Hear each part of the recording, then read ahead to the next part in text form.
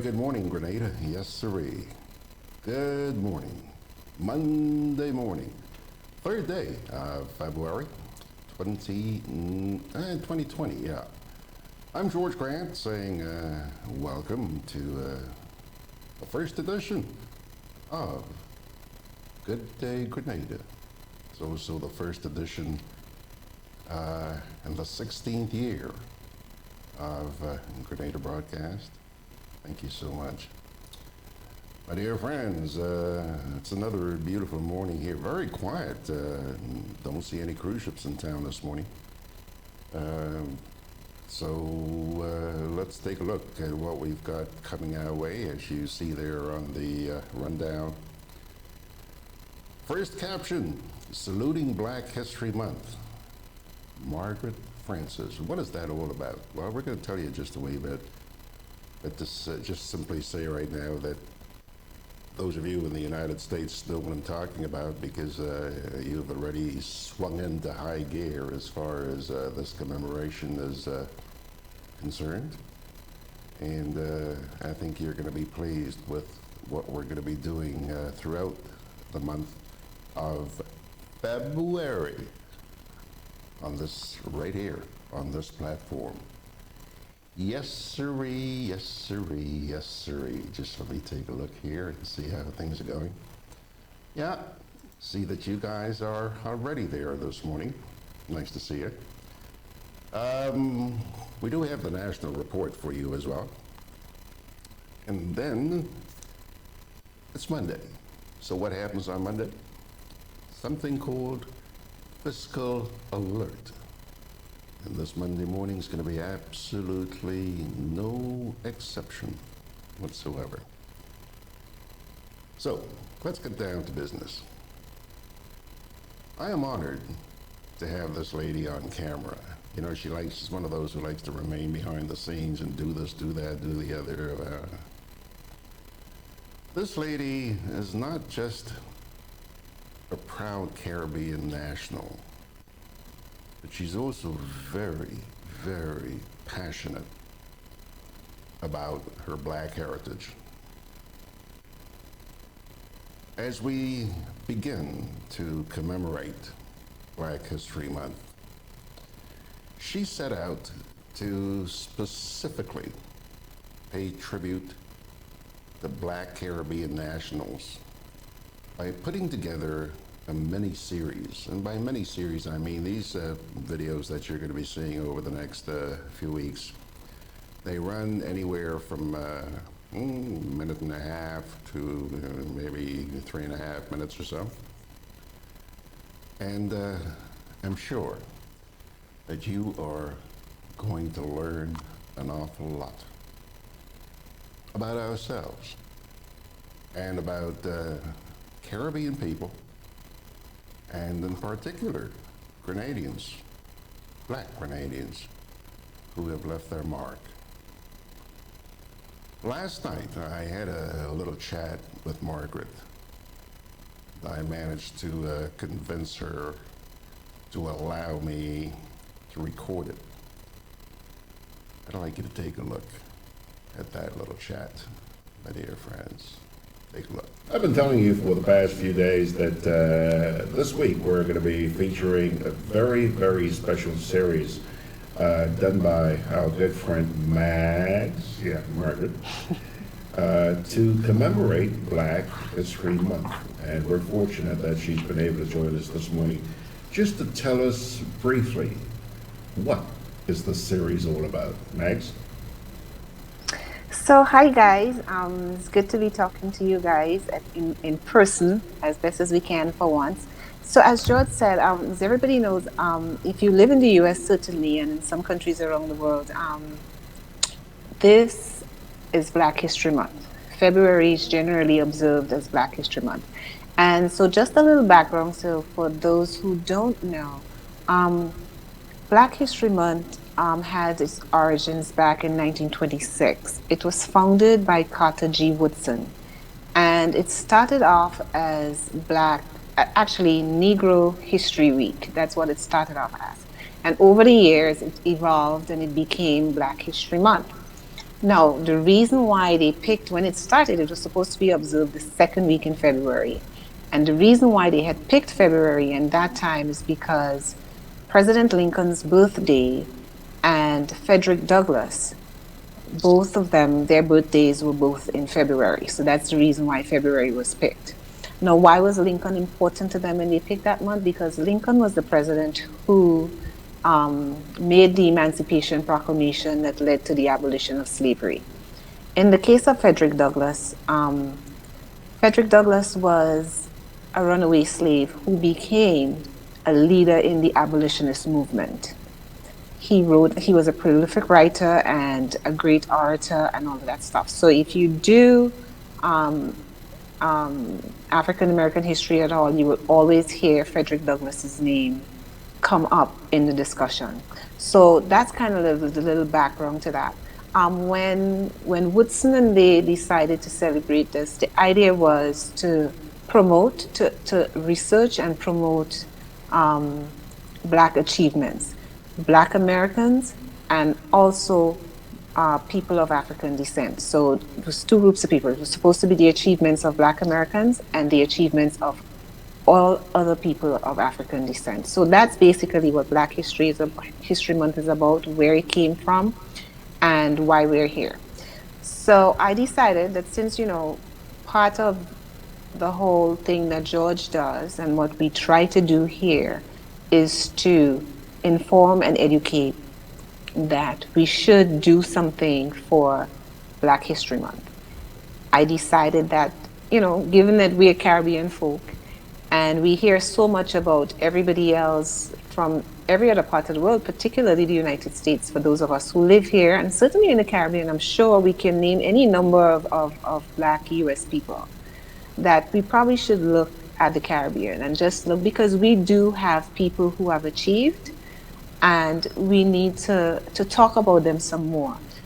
We hear so much of the negative that I think we tend to believe that that's what we're about. But there are loads of us who are doing good things. There are loads of others who went before us that did good things. In fact, we are where we are today because we stand on the shoulders of those people. And we need to talk about them. We need to let others know about them, because if we don't tell our stories, nobody will tell our stories for us. And so that was kind of like the genesis of this idea. For this series, we opted to focus more on historical figures in some cases, a little bit of people in science, a little bit of people in the arts. No disrespect to our athletes and our entertainers, but we chose not to include them this time around. We are proud of all their achievements, but I think everybody knows about them. I mean, if I were to ask anybody who listens to us here at any point in time, they can, without even batting an eye, give you the name of any sports person that we have in the Caribbean or any entertainer. But they may find it a little bit more difficult to talk about our historical figures or to talk about our scientists. We have a lot of those. To talk about our writers, we have a lot of those. And other people that are involved in other areas of the arts as well. So that is kind of like what we are attempting to do in this series. The goal is to see if we can do a different one every day for the month. We don't know how, with time and research and everything else, how much we're going to get through, but that's the goal. Some of the names that we have on the list would be some people that like Tubal Uriah Butler, who we'll be kicking off with today. We're also going to talk about Marisho, the father of West Indies Federation. We have Elma Francois out of St. Vincent, who played a big role in the labor movement in Trinidad as well. We're going to look at Jamaica Kincaid. She's a writer out of Antigua. George Lamming, another writer out of Barbados. Miss Lou out of Jamaica. We have a couple scientists whose names are eluding me right now. So, as the weeks and the days go by, we'll try to have a different person every day. And I know we're not going to capture everything about an individual's life because you can't sum up a person's life in a minute and 30 seconds or 2 minutes or 3 minutes. But the goal here is to give you some information and hopefully inspire you to further research these people. The information is there to ask questions and to share as well. So that's basically the goal of this whole thing. Thank you very Does much, that Margaret. I know you put a lot of work into this, and I'm really looking forward to sharing these videos this week.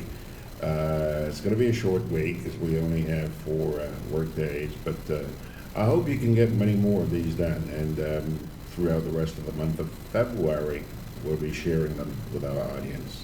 So let's take a look at today's video. Celebrating Black Makers of History. Today's Black Maker of History is Tubal Uriah Buzz Butler.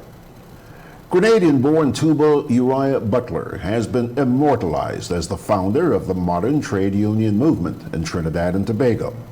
Butler was born in 1897 in Blego Cottage, St. George's.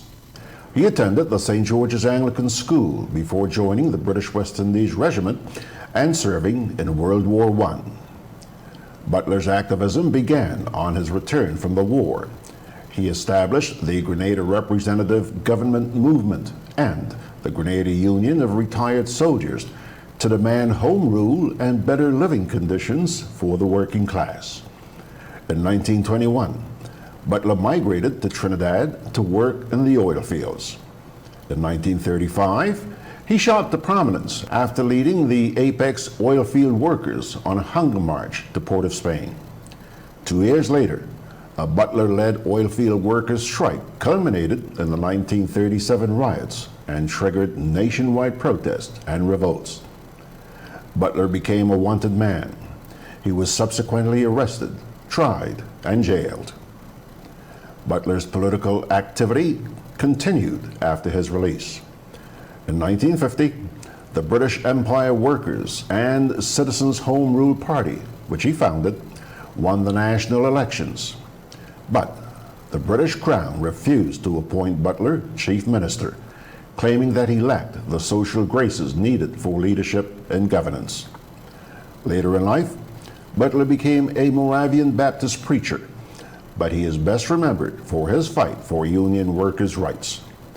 The Butler riots also inspired labor and union movements throughout the Caribbean. In 1970, he received Trinidad and Tobago's highest honor, the Trinity Cross. The Princess Margaret Highway was renamed in his honor. But the greatest tribute came in 1973, when June 19th, the anniversary of the Butler riots, was declared a national holiday and celebrated as Labor Day. Remembering Tubal Uriah Buzz Butler, a true trade unionist and working class hero.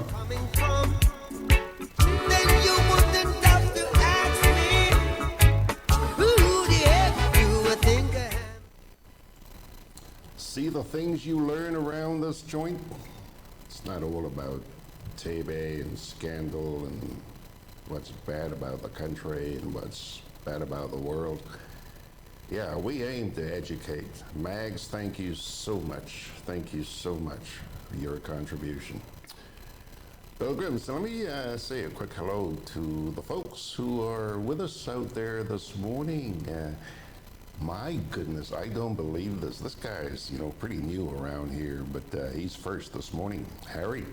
Harry is up there first this morning. Congratulations, Harry. Keep it up. See if you can get Lennox to follow suit.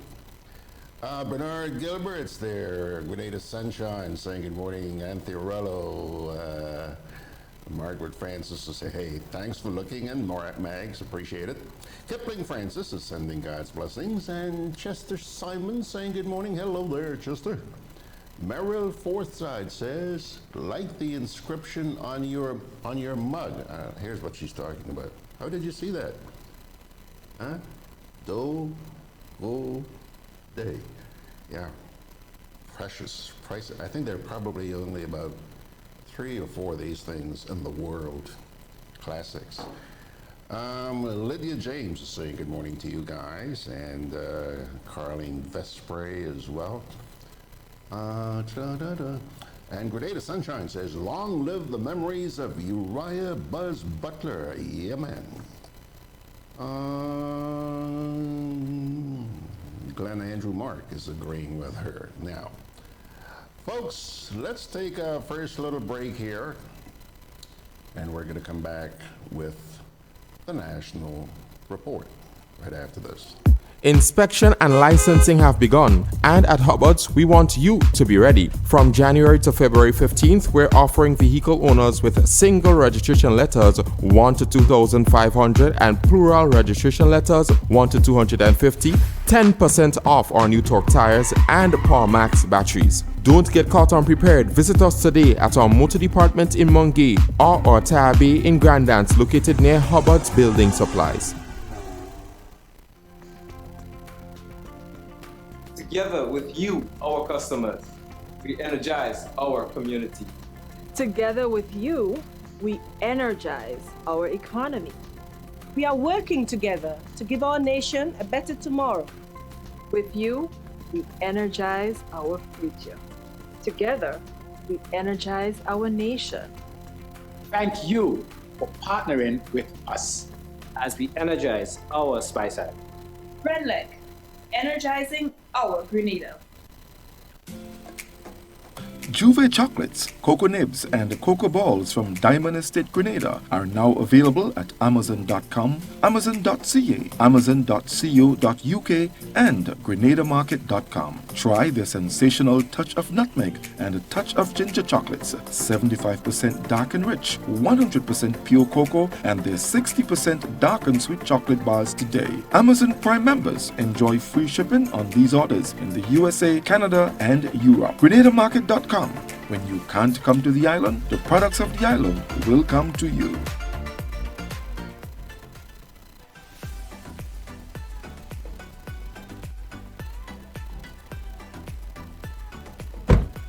One more for the road. Look, I find you had a little too much to drink, you know. Let me drive. Nah, man, I good. Alcohol causes drowsiness, slow response time, distorted vision, impaired decision-making, blackouts, decreased coordination. Drinking water does not make you less drunk. Never drink and drive. It takes only a second. I'm really sorry. Sorry? Sorry can't bring back my sister. You've been drinking. I can smell it. Why? This message is brought to you by this group of insurance companies, the Traffic Advisory Body, and the Traffic Department.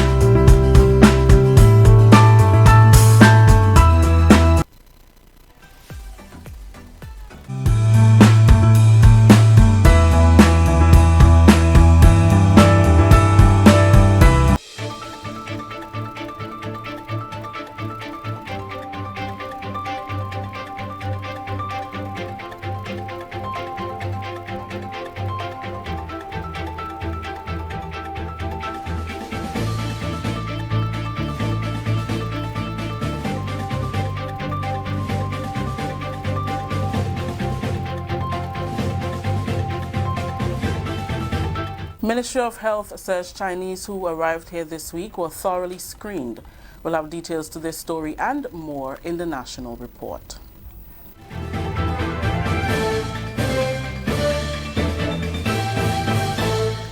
With the details to the news for Friday, January 31st, I am Rakisha St. Louis. The Ministry of Health is reassuring the public that 8 Chinese who arrived here earlier this week were thoroughly screened by a senior public health nurse immediately upon arrival and monitored by another health official during their brief stay. During an interview with the Government Information Service, Senior Community Health Nurse Mrs. Hannah St. Paul said the ministry is committed to ensuring the nation is fully protected. What are some of the steps that Grenada has put in place to ensure that the public remains safe in terms of, people coming in on the airport? We just want to make sure people are screened, just to ensure, of course, like I said, people are safe. All right, good morning to everyone. And as Ministry of Health, it is our responsibility for the nation's health, right? And it wouldn't be or benefit us at the Ministry of Health or our citizens to speak what is not true. Right? So when we give information to the public, we are speaking from facts. We are trying every day to tell you what is happening as truthfully as we can. And as a Ministry of Health, it is our responsibility whenever there is some sort of communicable disease out there to prevent or minimize the risk as much as possible for this condition entering our nation. Right? In relation to the flight that entered Grenada, right, and everyone, we are a little bit concerned about it, and it's justifiably so. We would have, as the Ministry of Health, activate our pandemic surveillance protocol, and that is there, as I say, for any communicable disease that is out there. We have to protect our shores. And on that morning or that night in question, I want to say to you that at the airport we have a health team there. We have nurses working. On that day, we didn't have any nurse at the airport, on the airport roster, to cover that flight. Therefore, we had to make a decision from the ministry to send one of our senior public health nurses to the airport to conduct our normal screening assessment that we do when we have situations like that. So a nurse did board the flight. The nurse was geared in her protective gear and she entered the flight, right? She did a screening of all persons that was on the flight. She took their temperatures, she took a history, she assessed them to ensure that they didn't have any symptom relating to corona, like cough, sore throat, complaints of feeling unwell, and that was done. We didn't just leave it at that. Another public health nurse was assigned to these persons. Fortunately for us, all of these persons were living in the same environment or the same place. So we didn't have one person going from here to there. So it was really good that we had all the persons living at the same place. So that nurse was assigned to go to that place and continue monitoring of these persons. And these persons were monitored from the time they entered into the country until they left the country. Meanwhile, the Ministry of Health has been testing its infrared fever sensing scanner at the Maurice Bishop International Airport, demonstrating how the system works and its effectiveness. The scanner records temperatures in high definition and will sound an alarm if these go beyond the regular temperature of 38 degrees Celsius or 104 degrees Fahrenheit. The alarm will be heard in the office where the nurses are stationed. The system will also record a photograph of the person, which will then be kept in a database. This is the National Report. We'll have more news after the break. Grenada, it's time to celebrate our 46th anniversary as an independent nation as we prepare for the future through empowerment, growth, and long-term sustainable development. Let's show our true patriotism by participating in the following events. The 46th Anniversary Cultural Extravaganza in St. Andrew on Saturday, February 1st. The National Cleanup Drive from February 1st to 6th. And wait, that's not all. The National Colors Day and Inter-Ministries Competition on February 6th. Then, on February 7th, we head to the Made in Grenada Expo and Military Parade at the Karani James Athletic Stadium. Happy 46th, Grenada! Welcome back.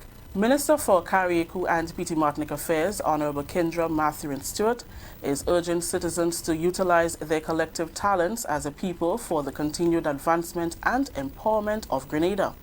She was addressing celebrations in Petite Martinique in observance of Grenada's 46th anniversary of independence. Minister Mathurin Stewart encouraged all to work earnestly if they want to realize a progressive society that can only be built on productive undertakings. We have an objective to realize. We have a Carriacou and Petite Martinique to build. We have a country and a nation to build.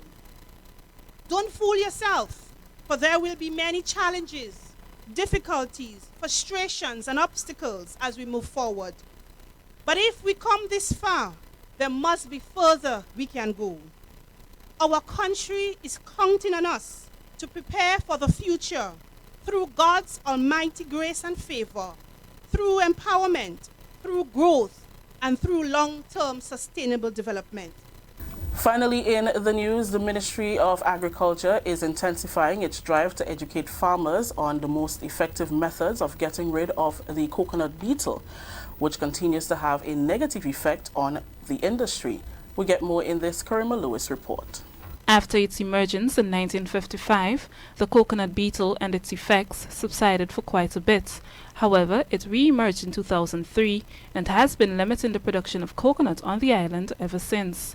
Troy Augustine, agronomist within the Ministry of Agriculture and Lands, who is responsible for coconuts, decided to continue with an education drive for farmers, which started in 2019, on the best way of containing the beetle, thus significantly reducing the negative effects it has on coconut trees.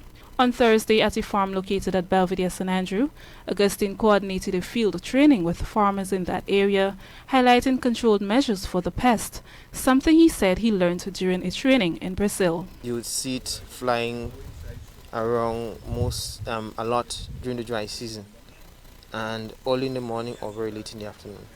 And persons not knowing what they are, they just see the coconut tree dying. The action of this beetle is to lay eggs at the top of the coconut. The larvae would tunnel inside of the tree, and you would eat the whole inside of the tree. It's very soft inside. And then you have small nuts dropping, the leaves start turning yellow, and you start seeing the tree oozing a lot of liquid. The controlling of the beetle is best with the use of a trap made from plastic bottles. He explains. It's a trap that works with sugarcane as the feed. So there's also a pheromone, right? It's called a ring color. So the ring color would attract the beetles from 1 mile, 2 miles down the road. They would come towards the trap. The beetle would fly, enter the trap, go down inside of the trap. Whilst they're feeding, they're secreting a pheromone. So you have this pheromone and the pheromone that the beetle feeds on. When this happens, you get more beetles coming towards that trap, because male and female beetles will be in here, and then what you're having is a feeding frenzy.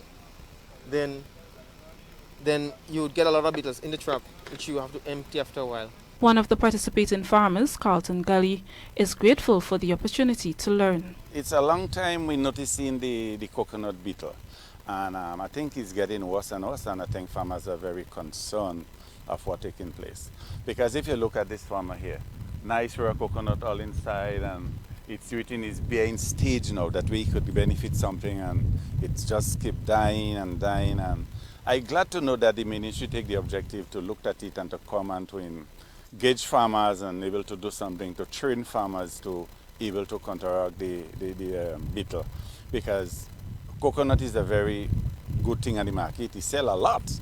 And if we continue, like the beetle continue to do that with our coconut, just now we'll have to import coconut as how we import in a lot of things come in this country. So I hope that today's session will be a good session. With the aim of having farmers completely educated on the coconut beetle, more sessions will be held periodically throughout the island. For the Ministry of Agriculture, I am Karima Lewis. Thank you, Karima. That story just ended the national report for today, Friday, January 31st. Let's recap the top story. Ministry of Health says Chinese who arrived here this week were thoroughly screened. On behalf of the entire news team here at the Government Information Service, I am Rakisha St. Louis saying thank you for joining us. Until next time.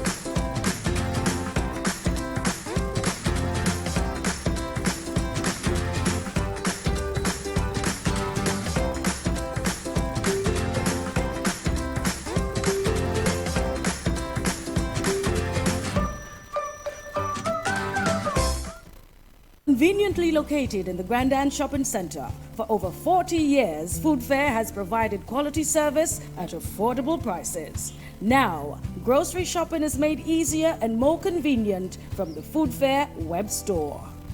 Hey, babe. Listen, I need you to go down to Food Fair to get some groceries. All right, no problem. Right away. Thanks, babe. What are you doing? You're supposed to be going Food Fair to get a grocery, man. I am, but didn't you know you can order your groceries online from the Food Fair web store?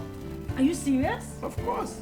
All you have to do is just to log on to www.foodfair.gd with credit card in hand, and with an order of $100 or more, Food Fair Grenadans will deliver up to 3 miles away.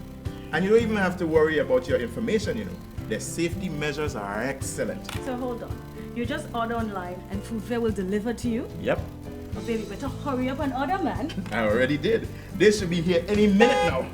Enjoy easy online shopping anytime from your home or office from the Food Fair web store. Food Fair, where you can fill your baskets without emptying your pockets. Ellen. Hey, neighbor. Here's the bill I asked you to pay for me. How did you get your electricity bill to be so low? For one, we size our transformers just for what we need. And we unplug transformers, chargers, and other devices when they're not in use. We also replaced our light bulbs with LEDs. They burn less energy, right? Much less. I even replaced the seal on my refrigerator door to keep the cold air in. And Grenlec is always advising us not to open the fridge too often. That's right. And my family washes and irons in bulk. With fuel prices changing all the time, how do you know if it is working? We pay attention to the usage history table. Over time, our average usage has decreased. So while Grenada can't control fuel prices, I can conserve energy and save money. Grenlec, energizing our Grenada. Juve chocolates, cocoa nibs, and cocoa balls from Diamond Estate Grenada are now available at Amazon.com, Amazon.ca, Amazon.co.uk, and GrenadaMarket.com. Try their sensational touch of nutmeg and a touch of ginger chocolates, 75% dark and rich, 100% pure cocoa, and their 60% dark and sweet chocolate bars today. Amazon Prime members enjoy free shipping on these orders in the USA, Canada, and Europe. GrenadaMarket.com. When you can't come to the island, the products of the island will come to you. I'm always on the move. Training, traveling, competing. So it's good to know I have Co-op Bank in the palm of my hand. Introducing e-banking, one of many customer convenience services from Grenada Cooperative Bank, and there's more to come. It's swift, simple, and secure.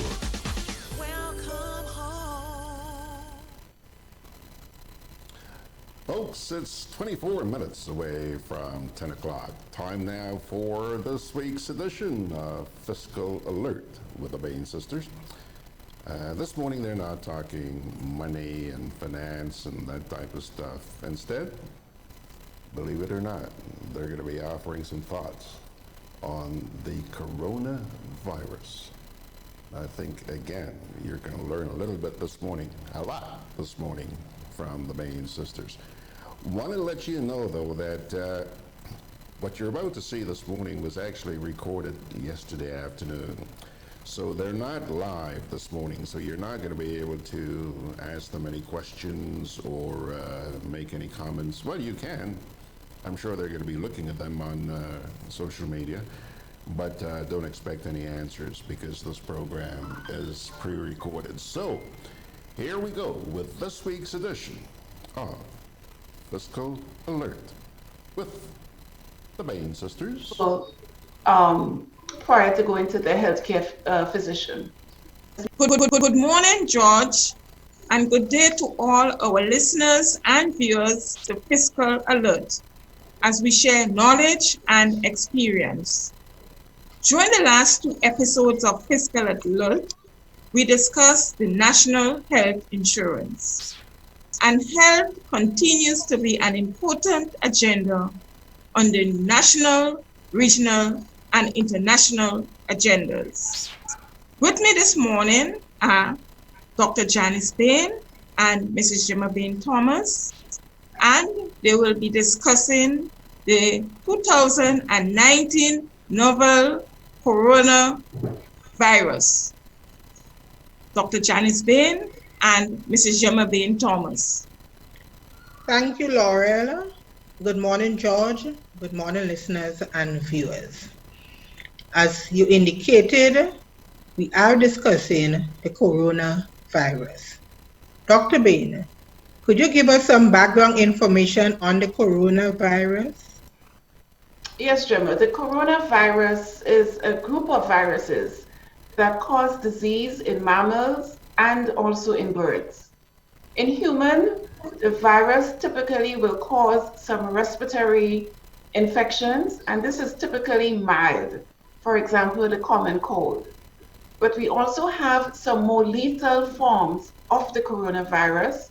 And if we remember the SARS in 2003, that was one of the forms of the coronavirus. And also the current 2019 novel coronavirus. It's a new form of the coronavirus. So this virus emerged in December 31st of 2019 in a Chinese city called Wuhan. And since then, we've had about 14,000 cases, and we've had about 300 deaths. And we have to remember that these information, these figures changes every day. So we can compare the novel coronavirus 2019, we can compare it to SARS, and they belong to the same group or the same family of coronaviruses. In the case of the SARS in 2003, it lasted for about 8 months. And during that time, we had about 8,000 cases. Of that 8,000 cases, about 11% of it was lethal. Compared to the 2019 novel coronavirus, it has been around for a little more than a month. And since then, we've had 14,000 cases. So that shows us that the new novel coronavirus is more contagious than the similar member of the same family, the SARS. However, it is not as lethal as the SARS. Dr. Bain, you stated that the new coronavirus was first identified in December 2019, just over 6 weeks ago. There's a school of thought that it is an old virus. However, we are referring to it as the new coronavirus. Can you shed some light, please? So what we have to remember, the coronavirus is a group or a family of virus. And as I said, it includes one of the viruses that caused the common cold. It also includes the virus which was responsible for SARS in 2003. And in addition, this novel coronavirus is another member of this group, if you want to put it that way. So the coronaviruses have been around for a long time, but the 2019 novel coronavirus is a new member of that group. So this new virus has been spreading quickly. Could you enlighten us on the modes of transmission? So initially, when the virus was first identified, it was suggested that it was transferred from animal and to human. It is now determined that there is also human to human transmission. Now, human to human transmission can happen even if the person who's transmitting the virus does not have any symptoms. But the main driver of transmission, based on the current data, will be people who are symptomatic. They are the main drivers of transmission for human to human transmission. Now, how is it transmitted? There are two ways, usually one by contact and two by droplet. And so when I say droplet, it means that if you're in contact, you're in close proximity to someone who has the virus, and that person is coughing or sneezing, and you're close enough to that person, you can contact the virus that way. In addition, we also mentioned contact transmission. So let's say, for example, someone has the virus and they cough in their hand, and later on shake your hand, and you now put your hand to your face, to your nose, to your mouth, to your eye. That's one way the virus can always also be spread to another person. So in light of the outbreak of this virus in China and its spread to other countries, what public health steps have been taken or have been recommended so far? So we have to remember, and we have to make sure that public health steps are evidence-based and also appropriate to the current circumstances. And so one of the very important public health steps will be travel warning or travel advisory. And I believe, Gemma, you have some information on recent travel warnings in Grenada. Yes, on February 1st, the Ministry of Health Grenada issued a public health statement which in effect states that the government of Grenada has established restrictions on non-nationals who would have traveled through China within the last 14 days, whether they originated in China or were in transit in China. Anyone who is a non-national arriving in Grenada will be denied entry. However, nationals or Grenadians, whether they came from China or they passed through China, will be allowed entry but would be quarantined for 14 days. So in essence, Gemma, non-nationals who have a travel history, whether directly or indirectly to China, will not be allowed to come in. And nationals who have a travel history will be allowed to come in, but they will be quarantined. And that is a very important step, public health step, towards containing the virus and trying to keep it out of Grenada. So that's a very important public health step. And I believe the travel warning or advisory that is currently in Grenada is similar to the travel advisory that is currently used in the US. So that's one step. In addition, we have to have expanded screening or surveillance at our ports of entry or at the airport, because we need to find out people who are having symptoms. Are they having fever? Are they having cough? We need to know their travel history. And this would be another important step so that the people who come in and meet that certain criteria can now be placed in isolation or quarantined. And the duration of time that is currently recommended for the quarantine is 14 days. And so that's another public public health step that could be taken. Now, in addition, you want to have a case management procedure so that every case is treated the same way and you have consistency across the board. That's very important. And the final thing I would want to say in terms of the public step is education of the population. It is very important that the population be educated and that they get the information from the correct source. So, in other words, let us know, is there any cases? That information should be out there. If we have people who are being quarantined just because they had a recent travel from China, that's important information to let us know. If we have person who we suspect might be infected, that is also important to let us know. And letting us know this information is not a sign of weakness. It is indeed telling us that they're doing the things that they need to do to help contain and to keep the virus out of Grenada and help prevent the spread.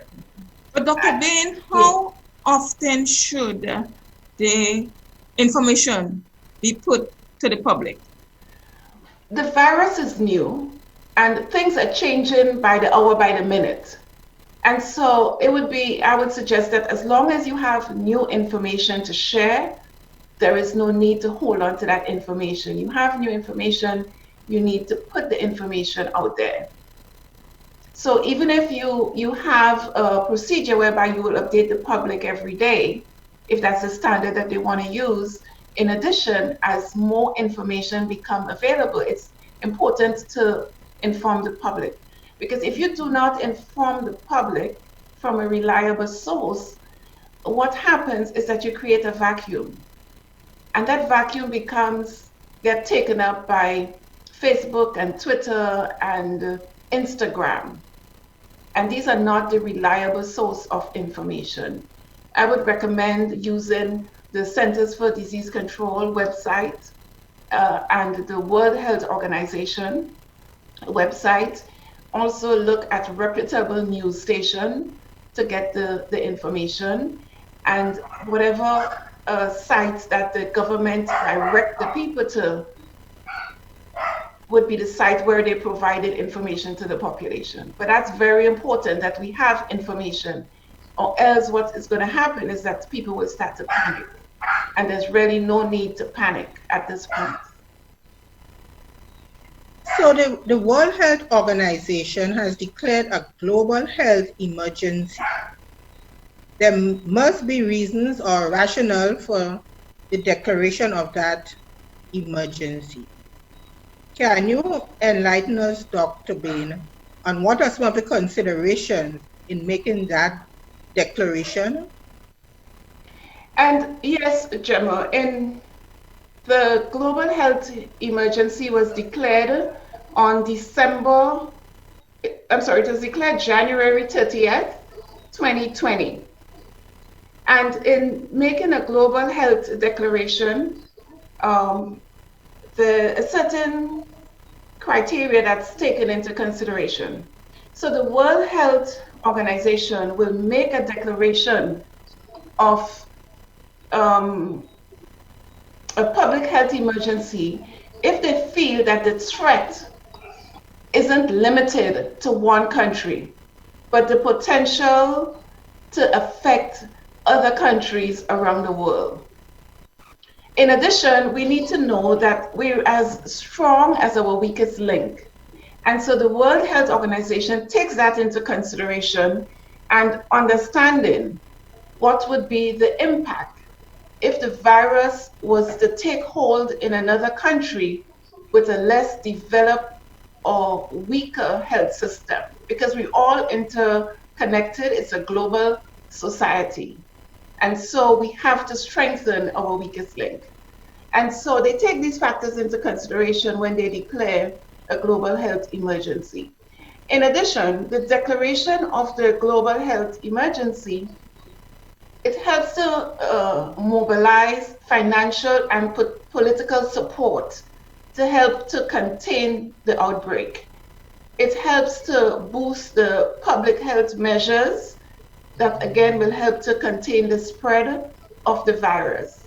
And it facilitates communication, data sharing globally, so we can get a handle of the virus faster and start creating or preparing vaccines and treatment for the outbreak.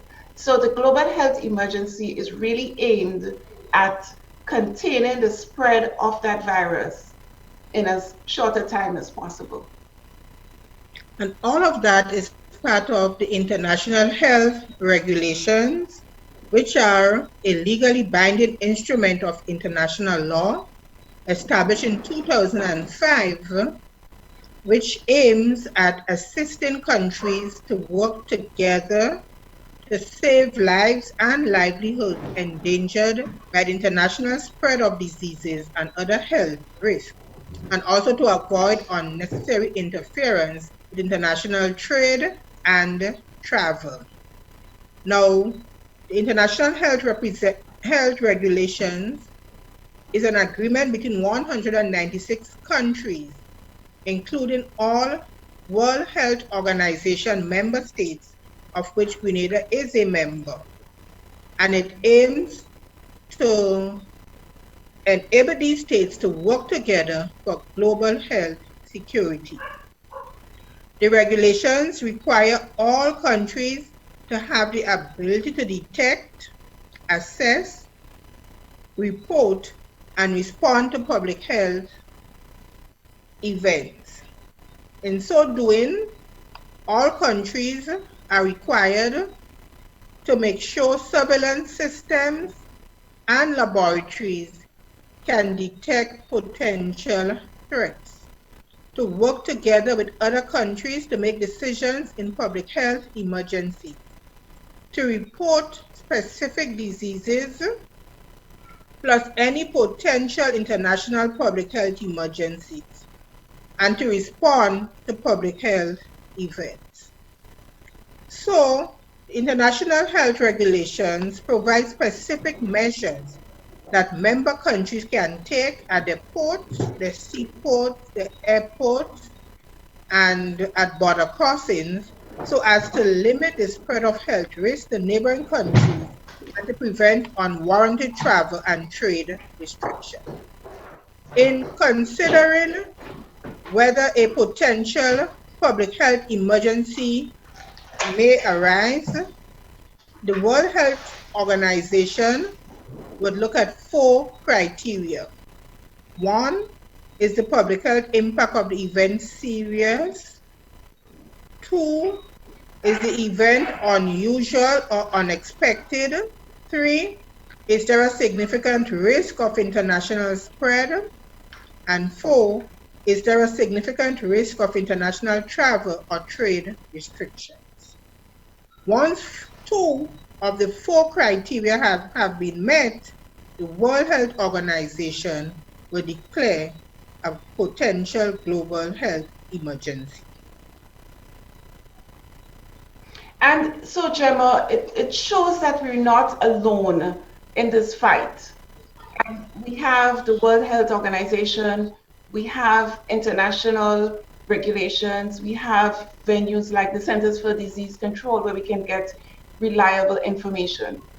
Now, in addition, any of the World Health Organization member country that identifies an event of concern, they must assess the public health risk of the event within 48 hours based on the regulation. Now, once they've assessed the risk, if the event is determined to be a notifiable event under the International Health Regulation, then they have 24 hours to report that event. So any cases of the virus in Grenada will have to be reported to the World Health Organization based on this regulation. That's good, but people are very concerned about this new virus because, as we stated earlier, it could be deadly. What are your recommendations for the public at this point in time? So, the first thing I would say to the public is do not panic. I think anxiety would be standard because you have a new virus and the information is changing daily. So anxiety is expected, but we do not need to panic. I think we need to be vigilant for the signs and symptoms of the virus. And again, these includes cough, fever, and difficulty breathing. We need to avoid people with the symptoms. And the recommendations in terms of prevention includes washing hands. We have to wash our hands regularly. It is recommended that we use soap and water and wash for 20 seconds. Now, if soap and water is not available, alcohol-based sanitizers could be used, but the sanitizer must have about 60% alcohol. So soap and water or the alcohol-based sanitizer. But one of the most important preventative measures is washing of your hands. In addition, we need to keep our hands away from our face because that's a mode of transmitting the virus. So keep your hands away from your mouth, your nose, your eyes, and your ear. The next step, as we said, avoid close contact with people who are symptomatic.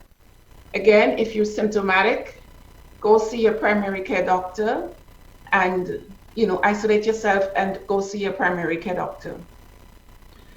Importantly, we need to cover our cough and cover our sneeze. And it's not okay to sneeze in your hand. You need to have a tissue. And once you sneeze in that tissue needs to be thrown away to the garbage right away. It's not okay to put it back in the pocket to use for the next sneeze. It has to be thrown away right away. And then you have to go back to the first issue of washing your hands, soap and water, 30 seconds, or the alcohol-based sanitizer. And another way to sneeze is to sneeze in your elbow. And you sneeze in your elbow, and that is one of the other acceptable way. And so these are the things that we can do to prevent the spread. These are things that the public can do to help stay safe. So would you recommend the use of a face mask at this time? There is no indication for the use of a face mask based on the CDC recommendation. There is no indication to use face masks in healthy population or people without any symptoms. The face masks have their place for healthcare professionals who are doing the screening, who are taking care of people who might be potentially, infected. And so the healthcare professionals definitely need to use a mask. It is also suggested that if someone is infected, using a mask may help slow down transmission as they're coughing and sneezing in the mask. And that might help slow down transmission. But in terms of the general population who's not infected, who is asymptomatic, it is not recommended at this point by the CDC to use a face mask.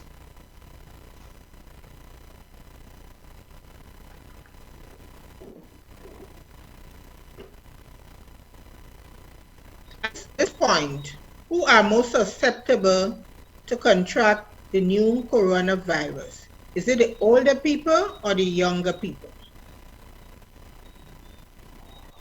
Everyone is susceptible. Everyone is susceptible. With the older people and people who have underlying problems or pre-existing conditions like asthma or diabetes, they tend to have more severe illness. And as a result, it could be more fatal in those people because of the underlying condition. But everyone is susceptible. And many persons in Grenada have a pet at home. Can pets at home spread the new virus? No, at this point, pets are not indicated in the spread of the virus. However, we always recommend proper hand washing after spending time with your pet. And also, are there any specific medicines, antibiotics, or other treatment to prevent or treat this new virus? No, currently there is no vaccine to prevent the virus. And also remember, it's a virus, and you do not treat viral infections with antibiotics. Antibiotics are for bacterial infection. So antibiotics have no indication in the treatment of a regular viral infection. However, in severe cases, you may have pneumonia or some other bacterial infection developing on top of the viral infection. And in that instance, you would need antibiotic to treat the complication of the viral infection, which may be pneumonia.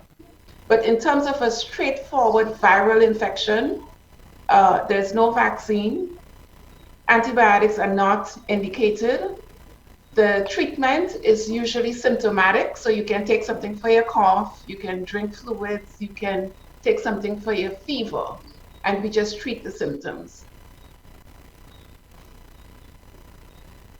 Thanks for that explanation.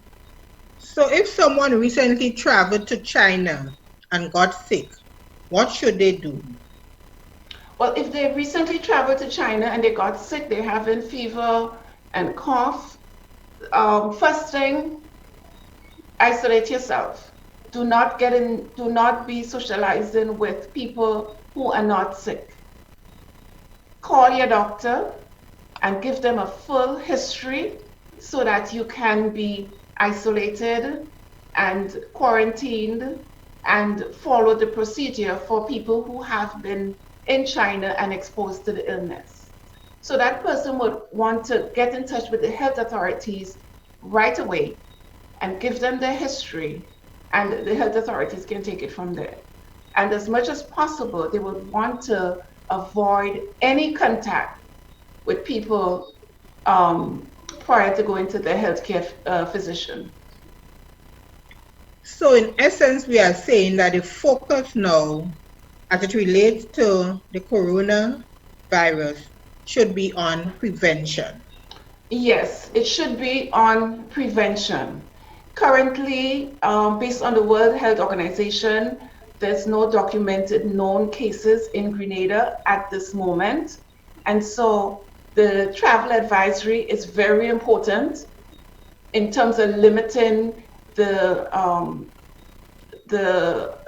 people who have traveled to China from coming into Grenada.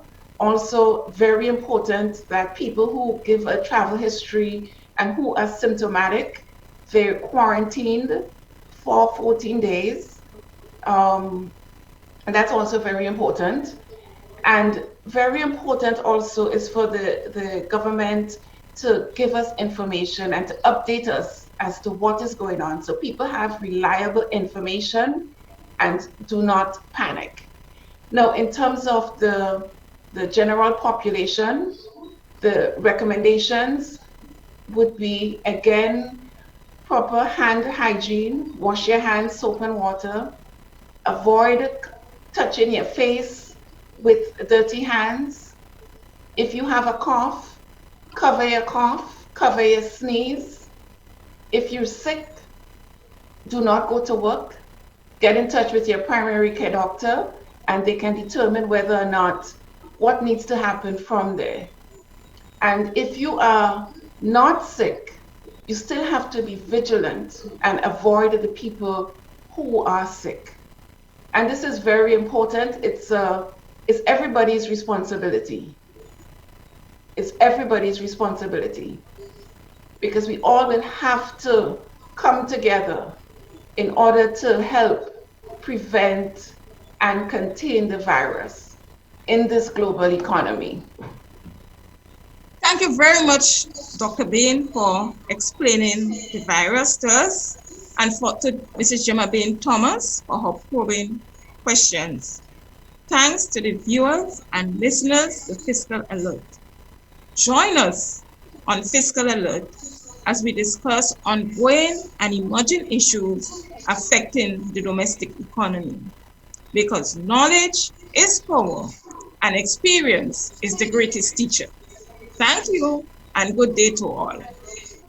Inspection and licensing have begun, and at Hubbard's, we want you to be ready. From January to February 15th, we're offering vehicle owners with single registration letters 1 to 2,500 and plural registration letters 1 to 250, 10% off our new torque tires and Power Max batteries. Don't get caught unprepared. Visit us today at our motor department in Mungay or our tire bay in Grandance, located near Hubbard's Building Supplies.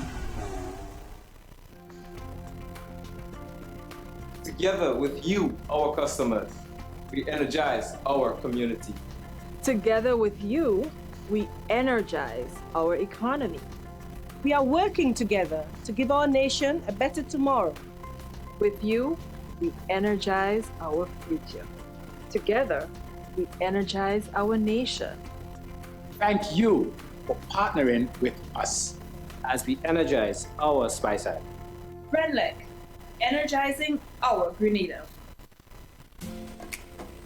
Juve chocolates, cocoa nibs, and cocoa balls from Diamond Estate Grenada are now available at Amazon.com, Amazon.ca, Amazon.co.uk, and GrenadaMarket.com. Try the sensational touch of nutmeg and a touch of ginger chocolates, 75% dark and rich, 100% pure cocoa, and their 60% dark and sweet chocolate bars today. Amazon Prime members enjoy free shipping on these orders in the USA, Canada, and Europe. GrenadaMarket.com.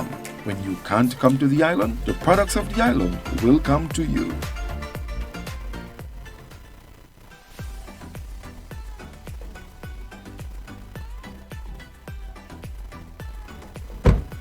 One more over the road.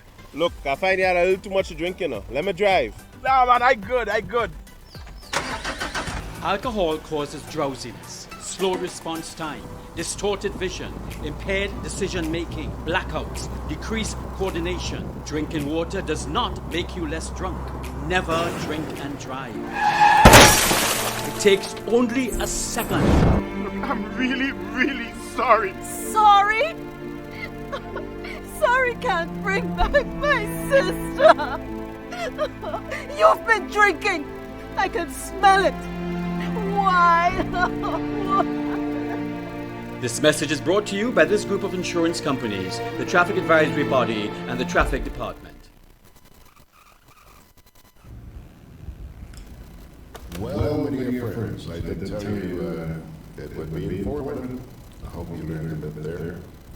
Thank you very much to the Bain sisters, Laurel and Gemma and Janice. I know you guys have been working hard on this on the weekend, and we do appreciate it. Thank you so much. Parting word from the Holy Scriptures, Psalm 20, verses 1 to 5. But this is actually my prayer for you today, Grenada. May the Lord answer you when you are in distress. May the name of the God of Jacob protect you. May he send you help from the sanctuary and grant you support from Zion. May he remember all your sacrifices and accept your burnt offerings. May he give you the desires of your heart and make all of your plans succeed. May we shout for joy will be your victory, and lift up our banners in the name of our God. May the Lord grant all your requests. Psalm 20, verses 1 to 5. Pilgrims, that's where Georgie Porgy is going to pull the curtain down on this beautiful, beautiful Monday morning. God bless you.